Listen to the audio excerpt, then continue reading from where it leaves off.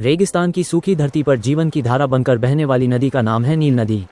ये नदी केवल पानी की धारा नहीं बल्कि हजारों वर्षों की सभ्यता और इतिहास की गवाह है। नील नदी अफ्रीका की सबसे महत्वपूर्ण नदियों में से एक है और दुनिया की सबसे लंबी नदियों में गिनी जाती है। इसका मुख्य स्रोत लेक विक्टोरिया है। लगभग 6,650 किलोमीटर की दूरी तय करते हुए यह नदी युगांडा, सूडान और मिस्र से होकर भूमध्य सागर में मिल जाती है। नील नदी दो प्रमुख नदियों से मिलकर बनती है, श्वेत नील और नीला नील। इथियोपिया से आने वाली नीला नील नदी अपने साथ उपजाऊ मिट्टी लाती है, जिससे नील नदी के किनारे की जमीन खेती के लिए बेहद उपजाऊ बन जाती है। इसी कारण प्राचीन मिस्र की महान सभ्यता नील नदी के किनारे विकसित हुई।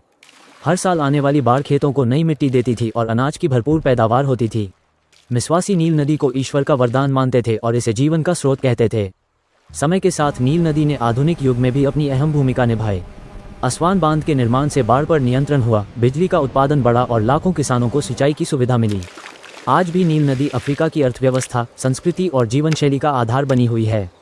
हजारों वर्षों से नील नदी यह साबित करती आ रही है कि जहाँ पानी है वहीं जीवन है और जहाँ नील नदी है वहीं इतिहास है।